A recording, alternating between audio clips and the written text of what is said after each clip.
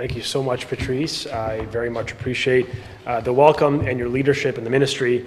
I also want to thank our friends here at the BGC Kiwanis for their wonderful welcome. It's good to see your learning happening in real time with a focus on math, which is something we very much support. We're really here to outline the next steps in Ontario government is taking to help students catch up after 2 difficult years of learning disruption. We all know how challenging COVID was on people across the province, but it impacted nearly every part of our lives, but few people felt those impacts more than Ontario students.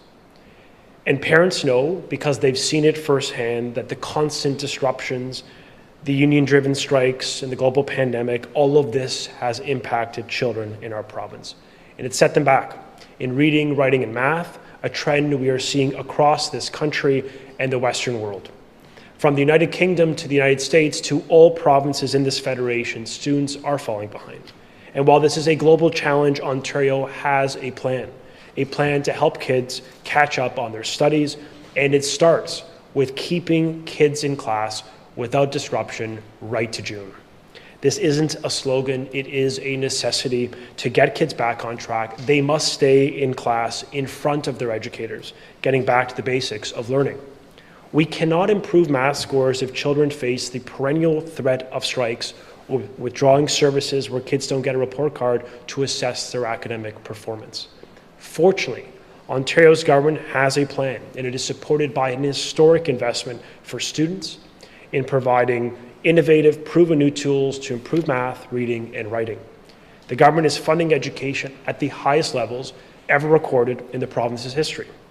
And this year, our government is investing almost $35 billion to ensure that kids have the tools and the supports and resources it needs to give them the best shot at success.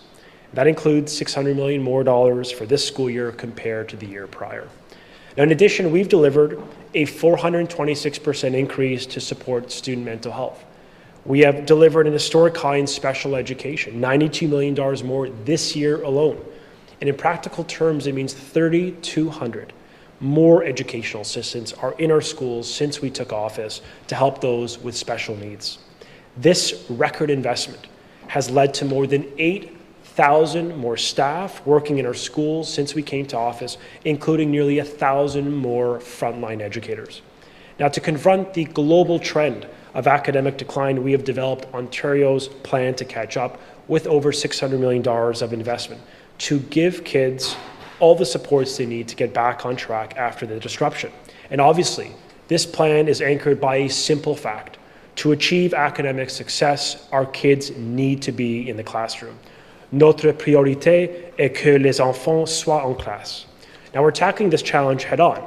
Today, we're building upon our plan by including and increasing support to Ontario students, to our schools, and yes, to Ontario parents. First, we are expanding tutoring supports until the end of the fiscal year in every school board in this province, with a focus on math and literacy with more than $175 million provided. This free, publicly funded tutoring program will support even more students as they catch up. And to date, 170,000 students have benefited, over 22,000 with special education needs. We know this extension will go a long way to help more children in more schools get the supports they need. It's the only tutoring program of its kind in the country, and we are building on this today to support more kids in our province.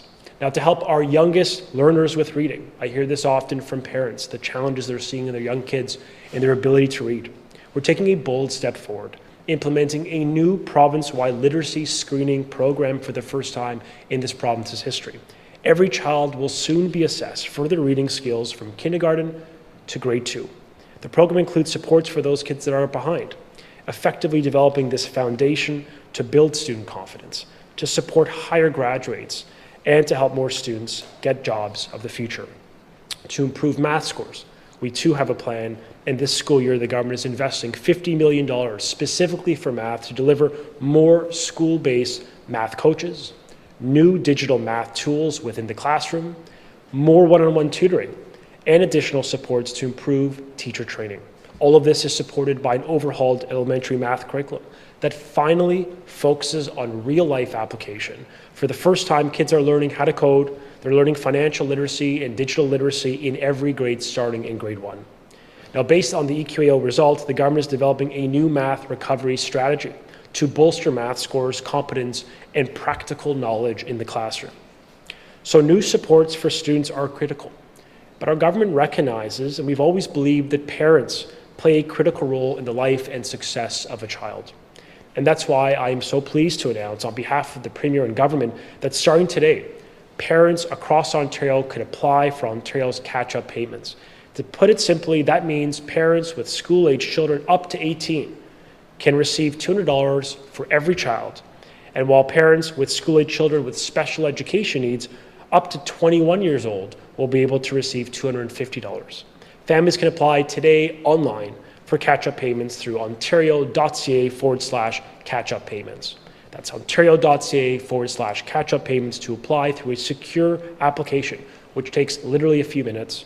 And for the first time, part of this program, we're updating their information, and parents could check the status of their application throughout the process. Now, as I've mentioned, parents can apply today for this direct financial relief, and the portal will be open until March 31st of next year for direct support into parents' pockets. This direct payment to parents will help families offset the rising costs of living so that moms and dads can best support their kids. It's going to take all of us to get kids back on track. Parents, educators, government working together. But it starts with kids staying in class in front of their educators with their friends. This $365 million direct financial payment to parents, the catch-up payments we're unveiling today, in addition to the expanded tutoring supports that focus on math and literacy, will make a difference. So to conclude, this global challenge of learning loss is being confronted with a serious plan, with more tutoring supports for your kids, more direct financial support for parents, more staffing and training in our schools, and historic funding for your students. And with Ontario's plan to catch up, we know they will have the tools they need to succeed in the classroom today and in the job market of tomorrow. Thank you so much. We'll go to the floor for questions and ask that reporters line up, please, behind the microphone. Please identify yourself by name and outlet, and we'll begin with one question and one follow-up. Good afternoon, Minister. What do you have to say to parents who might be thinking with this cash that they're going to receive that is effectively no strings attached, that despite what you're asking them to use it on, think, now might be a good time to pay down my credit card, take a trip, use it in some other way? I have a confidence in parents in this province to put these dollars to work for their kids. It is a difficult time in this economy with inflation high and the cost of living rising globally and certainly across this country. We have an obligation as a government to step up supports for our school boards, which we have done through our tutoring program, expanded now, extended right into the next semester on the basis that every child should have access to support if they need it. But I also believe parents too, and our Premier believes this personally. Parents need support, and we have done multiple payments, $1.6 billion of total investment. And I know parents will put those dollars to support their kids at a time of global historic learning loss. Any support we could provide them, our students, our schools, the more staff, all of this combined, I think, will provide the relief that people in Ontario deserve. All right, and I can sort of see the argument coming in the clouds, given the larger context of education in the province at the moment and what you're dealing with in terms of negotiations. What do you have to say to those who might think that this money that is being sent to parents, a better way to actually help the education system would be to use it as wiggle room in negotiations with unions who, may or may not be going to a strike?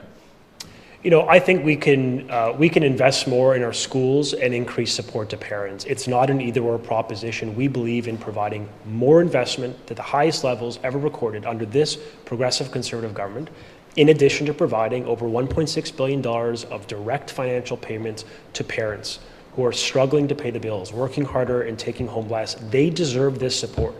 And so we believe we can increase supports for parents, which is why we've announced the catch-up payments. We're encouraging families to apply today for their $200 payment for every child under the age of 18, $250 for every child with special education needs up to age 21. But part of today's announcement is not just the dollars for parents. It's the investments in our schools. It's the increased tutoring. It's the expansion of staffing. It's the enhancement to math education for our teachers so they could be their very best. And so I think this plan is very comprehensive, and it's designed with one aim: keep kids in class learning, really meet the challenge that we're facing on learning loss, and get these kids back on track. Hey, Minister, Colin DeMello from Global News. I checked in with one tutor. They say that a single hour of tutoring costs $80, so $200 would cover 2 hours of tutoring. How exactly do you think 2 hours of tutoring will help a student in Ontario actually catch up? We believe providing more direct support to parents is really important during this economic difficulty. We have done this before, which we're reaffirming our commitment to provide support to parents today. We think parents will put the dollars to work. They could buy technology. It could be a variety of tools and resources and textbooks, things that aid their child in getting back on track. I mean, we're at a place right now, at the Boys and Girls Club where they provide after-school programming, affordable programming, and $200 can provide assistance to subsidize that. I think anything we can do, even incrementally, to help parents through this difficulty is the right thing to do, in addition to making the case that kids have to be in school every day without disruption if we are to achieve the objective you set out, which is to help get these kids back on track. So we're using a multitude of tools: more funding for school boards, more staffing, more training, more tutoring, and yes, more financial support directly into the pockets of parents. We think all of the above is necessary given the challenge citizens, young people around the world are facing. So you are acknowledging that a parent could use this money to buy an iPad if they so chose to. I don't understand why the government wouldn't want some kind of a guarantee that the money, taxpayer money, is actually going to help a child with tutoring and not going to, for a phrase we all know, to buy beer and popcorn. Look, I think, first off, I trust parents to make the right decisions for their kids. I trust you and all parents in this province to make the best decisions for the kids that they love. I know they will do the right thing because we've done this multiple times before, and I know they're putting those dollars to good use for before and after school programs, for learning and literacy development, for technology. This all helps. And I think we should be on the side of working people in this province who want more relief at a time of economic difficulty. And the Premier has made it abundantly clear affordability is our focus of our government. We have a mandate from the people of Ontario to make life more affordable. If we could provide over $350 million directly into parents' pockets, we are doing the right thing while increasing supports for schools, for tutoring, for staffing, and for training so that we can get our kids finally back on track when reading, writing, and math. I think that's really important, and I'm very proud that the government is again stepping up against the advice, certainly of the opposition parties, Democrats and Liberals and unions who have opposed an investment directly into the pockets of parents. We should be providing more relief, and I'm proud that our government is heeding the advice of parents and giving them a few extra dollars to get through this fall. Hi, Minister. When this program was first mentioned in the budget, it was framed as a tutoring program. It's titled Plan to Catch Up. In your remarks today, you said that this is for parents to address the rising cost of living. So I guess I'm just a bit confused. Is it for tutoring, or is it to address the rising cost of living? It's to provide support to parents because we're recognizing the backdrop of learning loss is a very difficult global economy with uncertainty on the horizon. So both can be true. We're trying to encourage parents to invest in their kids, to help them with learning recovery, keeping in mind that in our publicly funded schools, for free, in every board, we're providing free small group tutoring. 170,000 kids have benefited. We've made a commitment to parents. We'll stand up to keep their kids in class, which I think for a lot of working people is a big anxiety if a mom or dad can get to work, if their kid's going to be able to get to school. And of course, we're saying to parents that we recognize the challenge on the horizon, the insecurity in the global economy. And I think it is absolutely responsible to provide direct support to parents, $200 for every child. We've done this many times before, and it underscores our party and government's conviction that parents play a critical role in the education and life of their child. We want to give them every tool to support them while we increase the funding in our school boards. And I think it's very powerful that we can do both in this province. You mentioned that you've done this a few times before now. Is there anything that differentiates these payments from the previous direct payments to parents except for the name? We have provided $1.6 billion in similar payments that goes directly to parents. It's done online. So the fundamentals are quite common, but the aim in this case is really focused on helping these kids catch up. We have been clear with the expanded tutoring we've announced, with the additional training we put in place, with the fact that there's literally nearly 5,000 more staff this school year than there was in the past because we've invested, I think parents could be assured that this global challenge of learning loss will be overcome with Ontario's plan to catch up. It starts with keeping these kids in school, and I cannot underscore that because learning loss is a real phenomena. It didn't start in the pandemic, it started with the disruptions of strikes.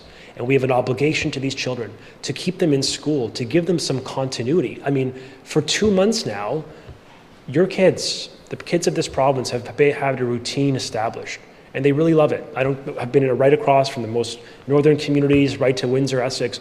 These kids are loving being back in school. The staff are enjoying being back in school, and the parents are so gratified to see their kids smile again, to build confidence and skills. That shouldn't be disrupted because of a strike. And I believe if we are going to meet the challenge, let's work together to provide a deal that keeps kids in school. And in the meantime, we're going to continue to increase supports for parents, schools, and students across this province. Mike. Good afternoon, Minister. When you look at these latest results and you compare them back to 2018, 2019, it's almost identical. There's barely any progress made since your government has taken office. And so I'm just wondering, is it just a matter of COVID? And with the schools being closed for about 20 weeks or so during the pandemic, does your government bear any responsibility for the results that we're seeing? We certainly acknowledge that the disruptions of the strikes that precede the pandemic and then the pandemic that happened right after created significant impact on children. This trend is global in its nature. Every province that has standardized testing has corroborated this truth. When kids are disrupted, when they're out of class, they're not in front of their teacher, they perform more poorly. And we have an obligation. This is the future of our country, of our economy, of our democracy. We want them to do well. And that's why when we look at the numbers, like in grade 3 in New Brunswick, they had a 17% decline. You know, in British Columbia, only 41% of their kids were meeting the math standard. In New York, saw a 12% net decline. And I acknowledge in Ontario, for grade 3, we had actually the smallest decline of all provinces, 1%. But we still believe that is insufficient. We have to do better for these kids, which is why we are stepping up supports with more tutoring, more staffing, better training of our teachers, and frankly, more support for parents in the province so that we can help establish a normal and more better and more positive outlook for children as they get back on track in Ontario in the fundamental subjects that matter, reading, writing, and math. And has your government, have you set a target that you want students achieving when this testing happens again? How much more of an improvement are you expecting to see? You know, we want to see improvements across the board. I mean, quite obviously, when you see this type of decline in global data, every kid has had some impact in areas of reading, writing, and math. And I appreciate this is global, but we have a plan in this province that is made in Ontario, designed to help kids catch up. Remember, we didn't wait for EQAO data. We started with the Learning Recovery Plan in February of this year, and then we scaled it up in the summer with Ontario's plan to catch up. New investments. Frankly, historic, that you cannot compare. No province is putting this type of investment when it comes to tutoring, when it comes to hiring of staffing and the better training of our teachers. And then today, based on this data, we're doing another step forward, taking another step forward to improve outcomes for all children. We want to see 100% of kids succeed, graduate, get a good paying job. We aspire for every child to be bold and ambitious. And it starts with them being in a stable environment in front of their teachers, with their friends, in class, without disruption. We have that obligation, and the government is making clear with these investments we plan to fulfill it to support children right across Ontario. Thanks, everyone. Thank you.